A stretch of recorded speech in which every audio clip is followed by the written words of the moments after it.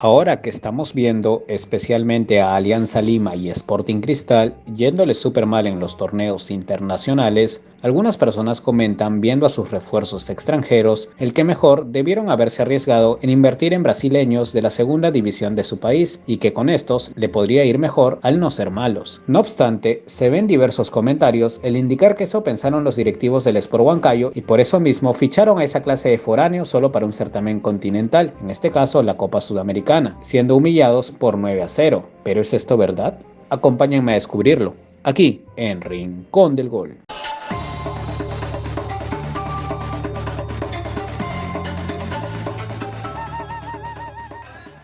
Tal y como el título lo dice, así inauguramos una nueva sección del canal llamada Derribando Mitos. No soy el primero en hacer esto, obviamente, pues lo he visto mucho en canales de creadores de contenido de fútbol internacional y la idea me gustó para hacerla en el ámbito peruano. Recordar que bajo esa forma pueden desmentirse cosas que se creían o pueden terminar por confirmarse.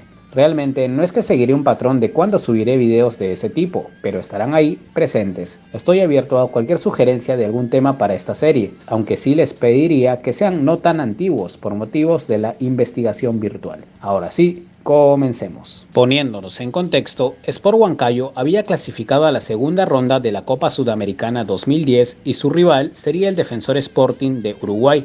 La gente prácticamente solo se acuerda del partido de ida porque en Montevideo los charrúas apabullaron 9-0 a los huancaínos y marcaban el récord de ser la máxima goleada en la historia de ese certamen. Y obviamente el equipo de la Incontrastable ya no podía soñar con remontar por más que haya ganado en Huancayo. Los comentarios que más abundan sobre esto es que ese Sport Huancayo que salió de la capital uruguaya era una escuadra plagada de extranjeros como brasileños de segunda división, algunos paraguayos random y otros foráneos, quienes en general solo habían venido para disputar la Copa Sudamericana y por eso fue el resultado catastrófico. Sinceramente no sé cómo se originó este mito, mas lo he visto ser comentado por varias personas en redes sociales y el trabajo ahora es indagar si realmente fue cierto y de paso ver si hubo participación de ellos incluso en el partido de vuelta. En primer lugar, debemos brindar la alineación real del Sport Huancayo aquella noche del 17 de septiembre del 2010 en el Estadio Centenario de Montevideo. Esta información fue sacada por las páginas del Diario El Comercio y 0-0, la cual fue Marco Flores, Carlos Alvarenga, Javier Salazar, Juan Mato, Charles Quinto, Lorenzo López, Blas López,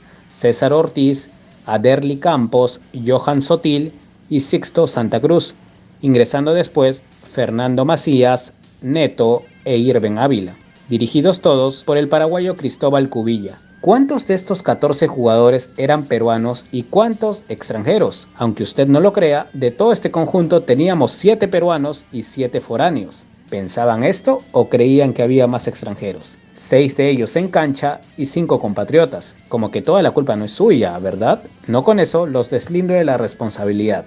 Prosiguiendo, la otra pregunta que debemos hacernos es ¿cuántos de estos futbolistas eran refuerzos exclusivos para la Copa Sudamericana 2010? ¿Y cuántos foráneos ya formaban parte del plantel desde el año pasado? Porque tampoco es que esos 7 mencionados, e incluso un par más, fuesen recién llegados para esa campaña. Por ejemplo, el más conocido es el mediocampista paraguayo Blas López, que ya iba un año con el Rojo Matador e incluso actualmente es ídolo en ese cuadro, retirándose allí mismo en 2016. Otro guaraní fue el delantero Sixto Santa Cruz, que se había incorporado igual hacía una temporada al conjunto de la Incontrastable y tanto como López siguió jugando hasta el fin de ese año, para seguir en nuestro país y más adelante en Bolivia, retirándose ahí del balompié profesional 3 años después. Un caso más era el del compatriota de ambos, Carlos Alvarenga, quien ya era una incorporación de mitad del 2009 y que después de esa terrible noche en Montevideo, nunca más volvió a participar con Huancayo, y todo da a indicar que ahí se retiró del fútbol, pues no se tienen más registros suyos. Podemos añadir a uno más, que es el delantero colombiano Héctor Ramírez. Pero ¿por qué no lo mencioné en el listado del 9-0? Pues algo que casi nadie recuerda es que el Sport Huancayo en el partido de vuelta en el Estadio Huancayo de Perú ganó 2-0, ya siendo dirigidos esta vez por Roberto Mosquera, pues Cubilla fue despedido a los 2 días de aquel vergonzoso encuentro en Montevideo. Quizá la toma de mando de Mosquera fue una de las decisiones por las que Alvarenga no jugó más en el año. En aquella victoria huancaína, todo el equipo titular fue peruano y varios de los cambios también, solo estando de foráneos en banca Alvarenga, Mato, Quinto y Ramírez, siendo este último el único que jugó aquí y quien había venido a inicios de temporada después de ya haber estado hacía un año en nuestra liga. Participó hasta fin de año y luego pasó su fútbol otra vez en este campeonato en Guatemala y su natal Colombia, retirándose allí 5 años después. Podrían decirme, oye, todo bien con estos extranjeros a quienes has presentado, pero entonces, ¿no hubo ningún caso de brasileños o en general foráneos traídos solo para la Copa Sudamericana que jugaron en el 9-0 de ida? Pues sí los hubo, tampoco es que esto sea falso, y los presentaremos a continuación. De los llegados como refuerzos, si es que se los puede llamar así, exclusivos para la Copa, iniciamos con el defensa paraguayo Juan Mato. Había llegado a mitad del 2010 procedente del Crucero del Norte de la tercera división argentina y para el 2011 volvería al mismo equipo de esta categoría, después al Sol de América y ahí se retiraría en 2016. Continuamos con su compatriota, el mediocampista Lorenzo López, hermano menor de Blas y que había llegado por recomendación de él a inicios de año desde el Tacuary de la primera división de Paraguay, mas solo se tiene registros suyos jugando ese partido en Uruguay. Sin embargo, su caso es rarísimo, pues hay un cruce de fuentes, ya que una indica que siguió el próximo año en el elenco huancaíno, aunque se la pasó en banca y solo jugó un encuentro, y la otra, que a mi parecer es más creíble en este caso, dice que para ese año se fue al mismo Tacuary y después de esa temporada, en ninguno de ambos casos se tienen más registros de él. Tenemos al defensa colombiano Charles Quinto, quien no jugó más ese año continuando al partido de ida. Nuevamente hay un cruce de fuentes respecto a su procedencia. Una dice que venía de la reserva del Millonarios de Colombia y otra indica que estaba en el Envigado de la primera división cafetera. Sea cualquiera de esas dos, para el 2011 Quinto se fue a jugar segunda división del país y más adelante Copa Perú, perdiéndose registros de él a partir de 2020. No sabemos si es que sigue en este equivalente a la tercera división peruana en otro club o si ya se retiró del fútbol.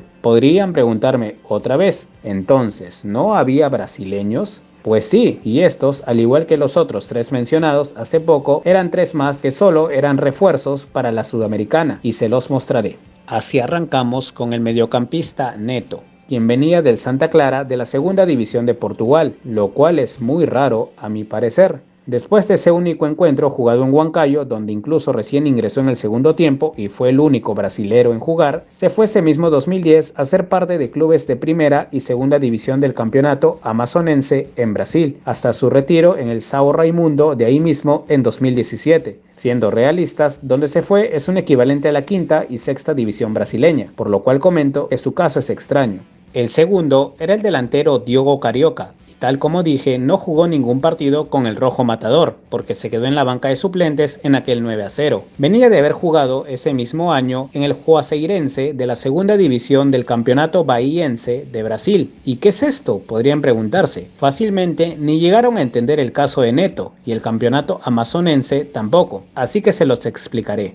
En Brasil hay 4 divisiones, desde la Serie A hasta la Serie D. Después de eso, cada estado brasilero tiene su propio campeonato a nivel estatal. Por ejemplo, el campeonato bahiense es del estado de Bahía o el campeonato amazonense es del estado de Amazonas, de los cuales más adelante estos equipos podrían ser promovidos a la cuarta división brasileña llamada Serie D, si es que hacen los méritos. Si no me entendieron mucho, que sería normal, dejaré un video recomendado hecho por 2 amigos en conjunto, quienes explican todo esto a fondo. Retornando al tema, cada uno de estos campeonatos estatales equivaldría como una quinta división brasileña y estos pueden descender a su propia segunda división, lo cual sería como una sexta división. Entonces, Diogo Carioca es como si hubiese venido de la sexta división de Brasil. Terminado su mal paso por los Andes peruanos, al año siguiente jugó en Sousa de la cuarta de su país y se retiraría en el Petrolina del campeonato pernambucano, estado de Pernambuco. Como ya se sabe, es un tipo de quinta división brasileña.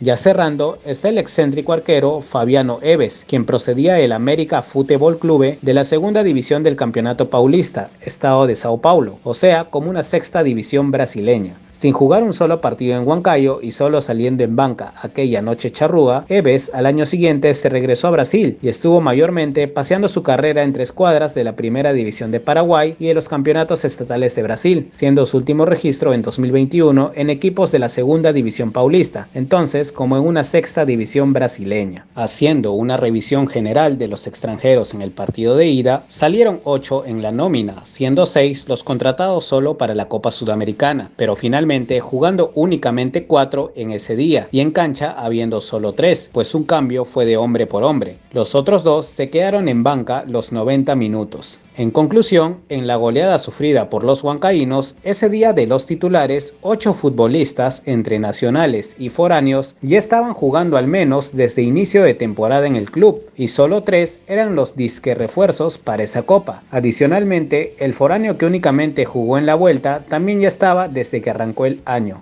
Realmente no he encontrado el partido completo de aquel Defensor versus Huancayo, aunque no podemos culpar a todos esos extranjeros extraños del paupérrimo nivel del conjunto peruano, si es que ese día 10 de los 14 jugadores ya tenían en el peor de los casos medio año jugando juntos. Es más que claro que hubo factores mucho más importantes que desencadenaron en tal resultado de pesadilla, los cuales recién se podrían conocer si más adelante se tuviese un video del enfrentamiento completo. Con eso, se desmiente el que se había traído brasileños de la segunda división de su país, pues aparte de que solo uno de los 3 jugó, este venía de la segunda portuguesa y el otro par era como de la sexta división brasilera, y es que si te dan el currículum de estos dos últimos no vas a esperar una gran performance, y peor en un torneo internacional. Sobre el caso de Neto, el primer mencionado que venía de Portugal, la falta de tener el partido completo hace que no sepamos cómo fue su nivel ese día, mas el que haya ingresado desde el banco de suplentes no te da una buena espina. A partir de este enunciado, tampoco estoy diciendo que deben traerse sí o sí brasileños de la segunda de su país,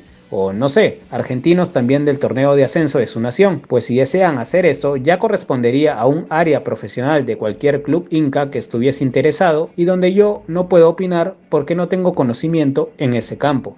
El caso de los otros 3 extranjeros, los 2 paraguayos y el colombiano, contratados solo para la Copa, era más que todo una moneda al aire, pues hemos visto que sus antecedentes no eran del todo malos. Uno venía de la primera paraguaya y si bien los otros eran de la tercera argentina y de la primera colombiana o de sus reservas, no suena tan desconcertante como decir de la sexta brasileña. Lastimosamente, el plan fracasó con ellos y con el equipo en general. ¿Y los peruanos? Creo que carece de sentido el idear que ciertos compatriotas fueron traídos solo para la Copa. De todas formas, revisé las estadísticas de los que jugaron ese 17 de septiembre y todos ya estaban participando en varios partidos de la Liga Nacional 2010. Así cerramos el video de hoy. Pueden dejarme su comentario de si ya conocían este mito, el por qué creen que se repite tanto hasta ahora, si ustedes avalarían traer brasileños o argentinos de la segunda y bajo qué razones, o si desean que investigue sobre otra historia que se dice bastante y no están seguros de su veracidad. Pueden seguirme a través de mi Instagram. Esto ha sido todo por hoy en Rincón del Gol y hasta la próxima.